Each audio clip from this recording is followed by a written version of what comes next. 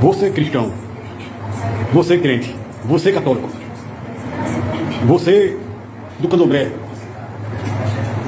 você do espiritismo, você do islã, vocês todos são a descendência das 5 virgens loucas.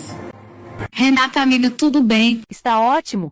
Hoje quero conversar com você e o Bode. Hoje o assunto é a Bíblia. Que você me diz por que Deus vai acrescentar mais um apóstolo se ele mesmo já tinha separado os 12 para as 12 tribos de Israel? Como Israel foi contado por tribos ou famílias, a tribo de José recebeu uma herança dobrada por causa da primogenitura. Essa herança dobrada foi dividida entre os 2 filhos de José, Efraim e Manassés. Como resultado, esses 2 filhos receberam o status de tribos separadas em Israel. Ver Gênesis 48:5. Formando um total de 13 tribos de Israel. Por ter nascido fora de Israel, eles nasceram no Egito, mas seu pai era judeu, pois tinha 2 cidadanias como o apóstolo Paulo. Assim Jesus, além dos 12 apóstolos, separou Paulo de Tarso como apóstolos, pois nasceu fora de Israel, mas seu pai era judeu. Para cada tribo 12 apóstolos, e algum tempo depois Deus lembrou da tribo de Dan, e levantou Saulo de Tarso para levar a salvação mundo afora. Vale lembrar que os danitas violaram a aliança ao preferirem outra terra, ao invés da terra que o Senhor lhes deu por herança. E assim eles se situaram fora de Israel, numa região da antiga cidade de Laís, no extremo norte da Palestina. Do capítulo 7 de Apocalipse em diante, o escritor João começa a receber revelações do que estava por vir para os adoradores de imagens e adoradores de serpentes de todos os tipos de idolatria, perseguindo os santos e ceifando a vida daqueles que guardavam a vinda do Filho do Homem. E quanto mais o tempo se aproximava, a perseguição aumentava, onde cristãos e os apóstolos eram entregues às autoridades para serem presos. Josefo,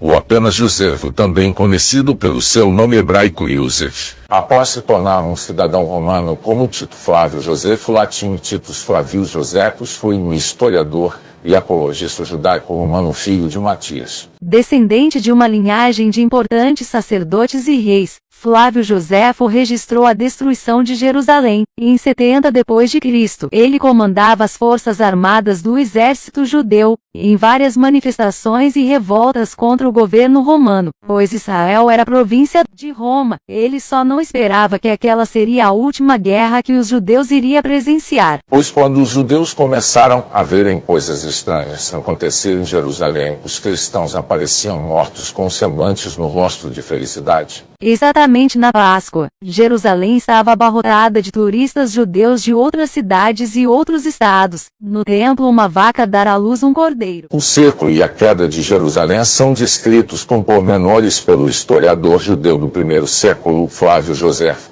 no livro Guerra dos Judeus.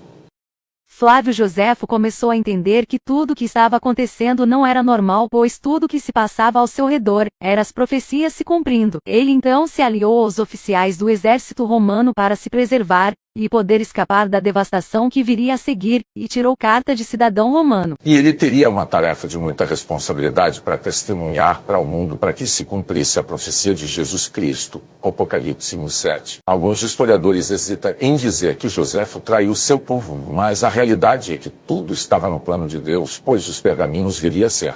Para que seus escritos servissem de testemunho para o mundo contemporâneo e todas as nações se lamentassem da grande barbárie que o povo israelita sofreu. Uma carta ao mundo do cumprimento das profecias de Jesus Cristo no capítulo 23 de Mateus. Muito bom.